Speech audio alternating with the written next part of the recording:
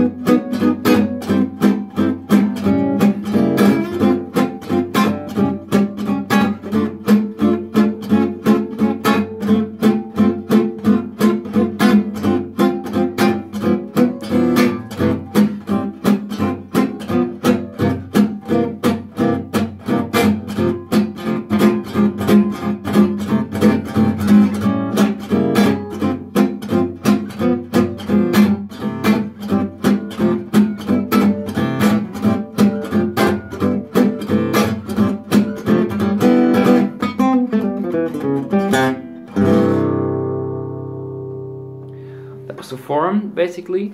And we start with the C6-9 chord. You place the middle finger between both strings, between the E string and between the A string, and you push down both notes at the same time, but it's not a bar chord. You just achieve that by placing the tip of the finger between the strings, holding both of them down. Then the first finger will play the E on the D string and the A on the G string, and here it is a bar chord, at least for these 2 strings. And then the third finger will play at the same time D on the B string, 3rd fret, and G on the E string, 3rd fret. And we got this sound. It's a very thick and very bouncy sound for C6-9. Then when it comes to the B dominant 7, all we gotta do is move the chord just 1 fret downstairs and place the ring finger now on 3 strings. We go up from the B string and E string to the G string, B string and E string. So we got A, C sharp and F sharp in the 2nd fret. The first finger is playing the D sharp, which is the 3rd of B dominant 7. And again the middle finger is playing both notes, the F sharp and the natural D. And that sounds like this.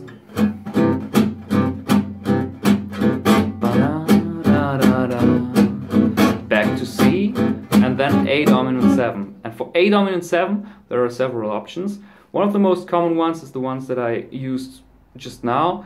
The thumb is playing the root, 5th fret on the E string, A string is muted, and then the first finger will play the G, the third finger will play the C sharp, 6th fret on the G string, and the 2nd finger will play the natural E on the B string.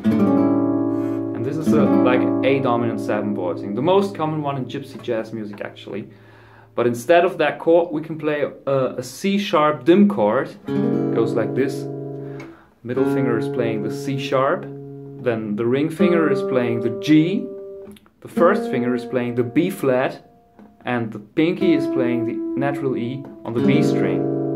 And that leads directly to D minor 6, just 3 notes here. I'm just playing with my second finger the natural D, 5th position on the A string, then the B note, natural B, 4th position on the G string, and the pinky is playing the F, the 6th fret on the B string. Then I move back to A dominant 7. You can use this voicing again, but what I do is I play this voicing a little more bass sound, you know, with the second finger on the A, then a low third, first finger on the A string, 4th fret, the C sharp, then we got the 7, the G on the D string, and then I double the third on the G string, 6th fret, C sharp. And then we go to this very long passage of D minor, and when you reach that place, it sounds like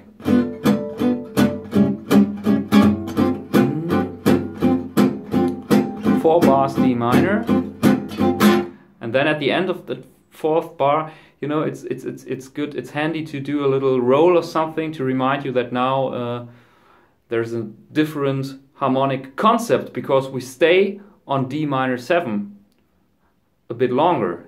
2nd bar, 3rd bar, 4th bar, and then again D and G, and then we go back to C. And instead of just playing C for 2 bars, we can play a turnaround, like C, A minor 7. This is the quite common A minor 7 jazz voicing. And the middle finger is playing the A string is muted, and the 3rd finger is playing G, C, E in the 5th position. You should know this if you're already into jazz music. Then we play the common voicing for D minor 7 with D, F, 3rd fret, then the 3rd finger is playing the C in the 5th fret on the G string, and the pinky is playing the F on the B string. And then you can go to G dominant 7 and play it the same way that you played E dominant 7 before. This or this one, both are working. You can play G 7-13 as well. The first finger on the G, A string is muted. Then you play the F note on the D string, then natural B with the 3rd finger, and natural E with the pinky. And then we go to C dominant 7-9, and we had this chord before in the 2nd fret as B dominant 7-9. It's the same one for C in the 3rd fret.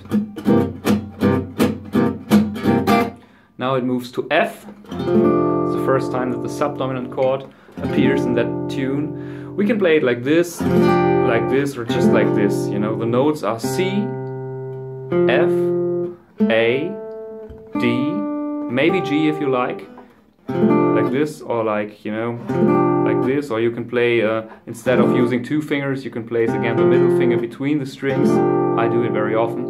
And then you can even play the bass in the root. Then we go to F minor, which is pretty easy, because all you gotta do is move your first finger 1 fret below to reach the minor 3rd. And then everything that's happening then has happened before. We go back to C, to A dominant 7 or G sharp diminished, D minor 7, and again some of these G chord voicings. I did a little trick, and this is the last thing that I'm going to show you here.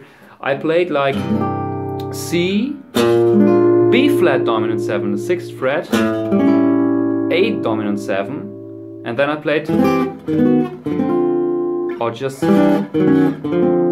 oder I'm moving from E minor 7 chromatically to D minor 7, then play the G. It sounds like this.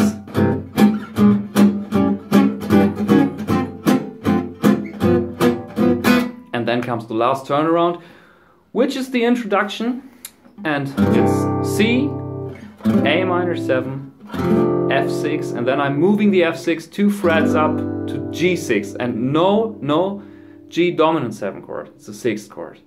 So again, the whole form with explanation, it's like C. And then from C we move to B, again to C.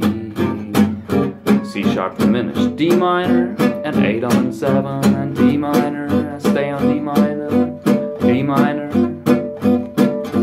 D minor, and B, and C.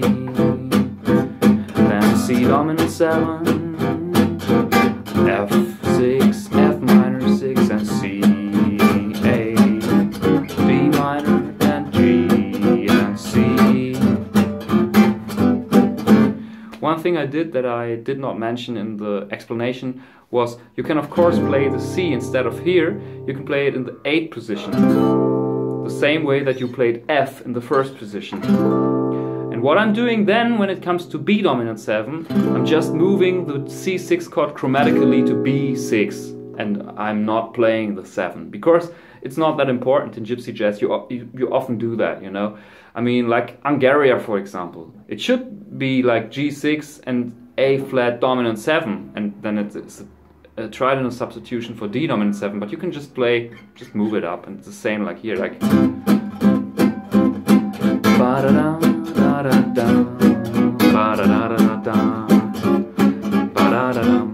okay, one last thing that you can do on the 4 measures of D minor is this movement.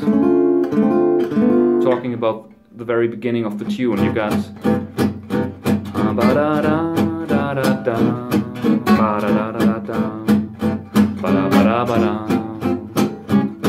and now when you have the 4 measures of B, the 4 bars of D minor, you can play.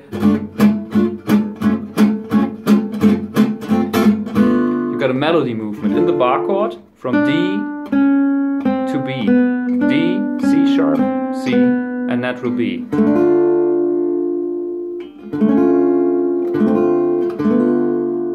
Well, that's basically all the tricks. Hope you like it. See you next time. Bye bye.